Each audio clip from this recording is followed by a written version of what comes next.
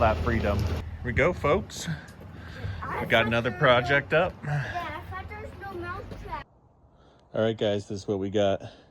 2017 Tesla Model S 90D. On this guy was in an accident. A bunch of airbags went off, Pyrofuse went off. So I'm in the process right now of getting access to the Pyrofuse, which is located right here. And we're gonna pull the Pyrofuse out, the old one. We're gonna put a new one in. We're gonna program it to the car. Stand by, folks. All right, folks, so one of the important steps is locating the Fireman loop. That's what this cable is right here in red. You wanna come over here and you wanna disconnect that pigtail right there. So we're gonna press down. Then you wanna disconnect it just like that. There we go. So that disconnects. This disables your high voltage system. And then come over here and you can also disconnect your 12 volt battery, which some are 12 volt and then others have 16 volt. You can just undo the negative side and then just set it to the side and you should be good. All right, guys, the tool that you're gonna use today, it's kind of a funny one. I have it right here. It's considered an EP. It's a 5.5 or half-inch EP 8.8, probably specifically for Tesla. And so it's this guy right here. And so what's nice about it, the bolts that you pull out, you have to have a shallow head like that. These other ones, they go in, they're kind of concaved in. And because it's concaved like that, it doesn't allow for the bolt to get the grip that it needs. This is what the bolts look like right here.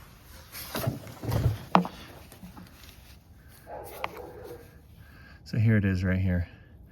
Like even these bolts are rounded. And so if you don't have the right tool, it makes it very difficult. Yep, and they just slide in just like that. I have one more bolt on here, so I've pulled 5 out of the 6 bolts out already. There's just one more, so.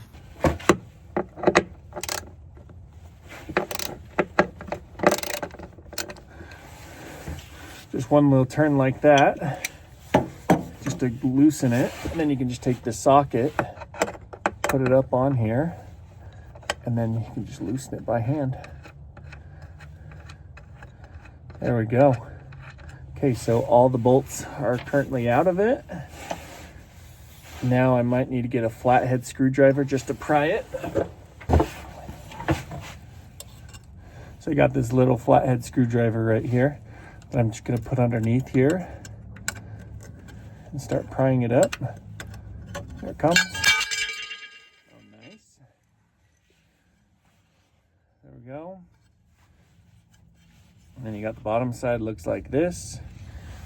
Now you got all these warnings right here that you are handling high voltage wires or high voltage electricity.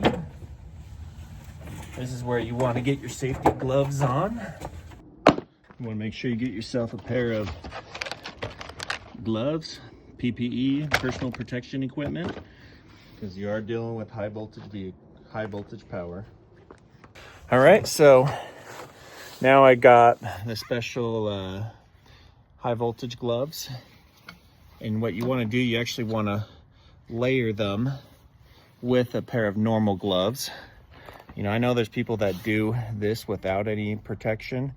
You know, I just want to always side on the side of safety. And, you know, full disclosure, like, obviously, if you don't feel comfortable doing this, please do not do it. It is not worth losing your life. Okay, so this is my setup. Got my high voltage glove on here. And then I got a normal glove on the outside. You know, the big thing is, you know, if you have any heavy metal or jewelry on your body, probably a good idea to take it off. Same with any kind of belt, anything that can conduct electricity. Just cautioning on the side of safety. All right, guys, I might be absolutely losing myself on this, But I was getting worried about this metal car lift that I'm literally up against it. So I went ahead and I grabbed this big thick rubber mat. It's actually meant for horse stables. Super thick rubber. And I was like, well, rubber is a non-conductor of electricity, so I'm just gonna set this down here, replacing the Pyrofuse, and that just gives me a little more sense of security. You know what? And this might just be overkill, but I'd rather be safe than sorry. All right, we're gonna pop this next safety. There we go. It's coming, folks. There it comes off just like that. You don't want to do what I did, break the dumb thing. So I'm just looking. I believe it is 13 millimeters right there that you hit it with, and the whole big fuse comes out. So I'm gonna grab my 13 millimeter and we're gonna loosen those bolts up and pull this Pyrofuse out.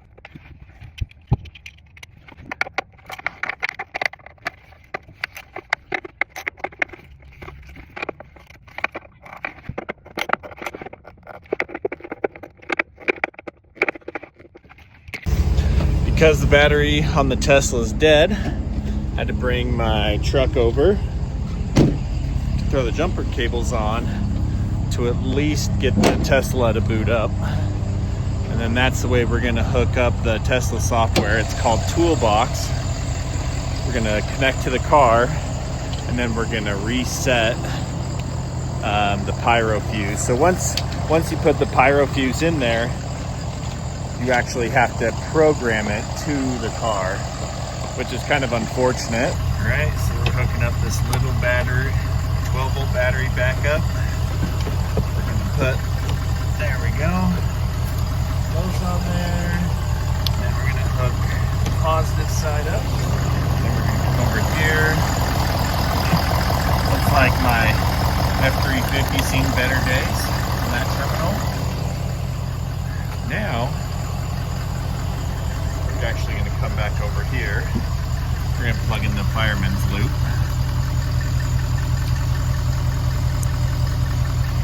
Okay. Now we're going to go into the car and turn it on.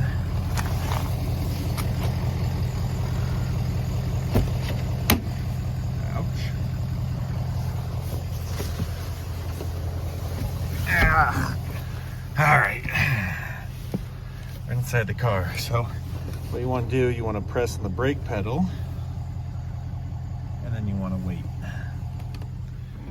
And eventually these two screens should turn on. There we go. Popped on service mode with the VIN number, and then the big screen over here is turning on as well. So right now it says the car has 29% battery. All right, got the key here. So let's ensure the key is authenticated with the vehicle. Oh, there we go. Will actually let us go into drive. Okay.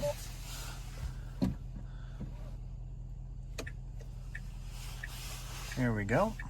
It's authenticating it. You gotta keep the brake pedal held down. Okay. Reset BMS. In progress. Successful hard reset BMS.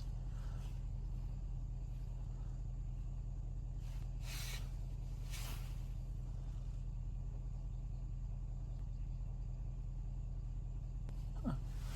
Interesting.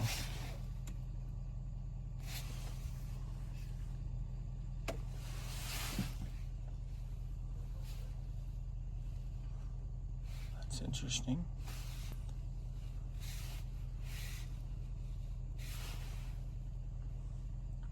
Okay, so I'm gonna have to go leave the key there. Actually, to access the cable for diagnosing, there's one of them right under here. You press down on this little tray, and that will pop it out like that. And you stick your hand up here. There we go. We got one unit right there, and this is the one that I'm after. It looks something like this. You can actually get the diagnostic cable on eBay or Amazon.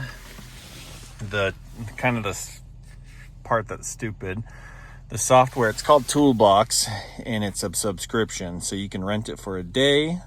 I believe it's like 20 or 30 bucks, and or you can rent it for a month, which is 150, or a year for 700.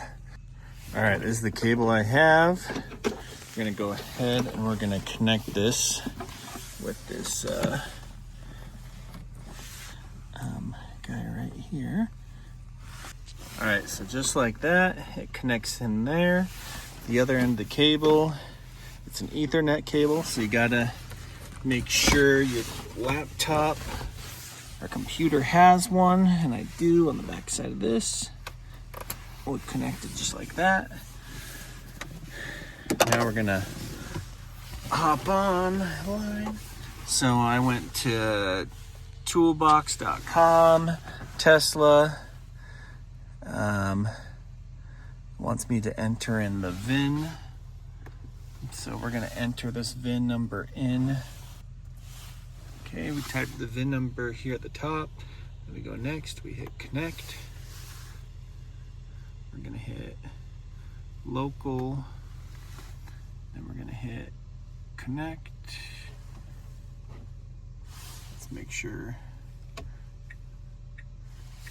gateway has been opened. Okay, it's going through all these. All right. Okay. We are online. We are connected to the car. Immediately over here on the car side, write or read BMS Pyrofuse type. We got self-powered, right. So right here, it automatically generated everything we need to do. Now I'm gonna hit run over here. Successfully updated the Pyrofuse type written to BMS. Okay, so that should be good. Okay, it's freaking out because my 12-volt battery. Let's see if I can get it to go into drive.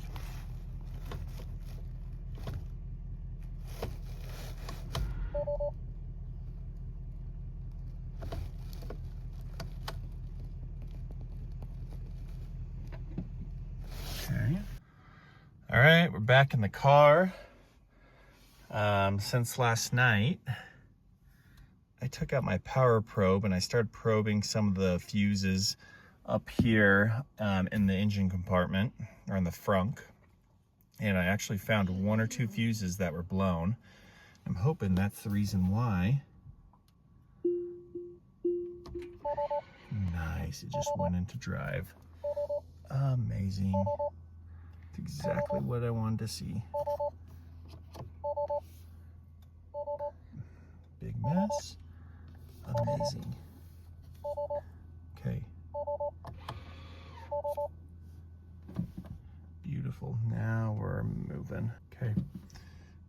actually plug the charger in this car, see if we can charge up the battery.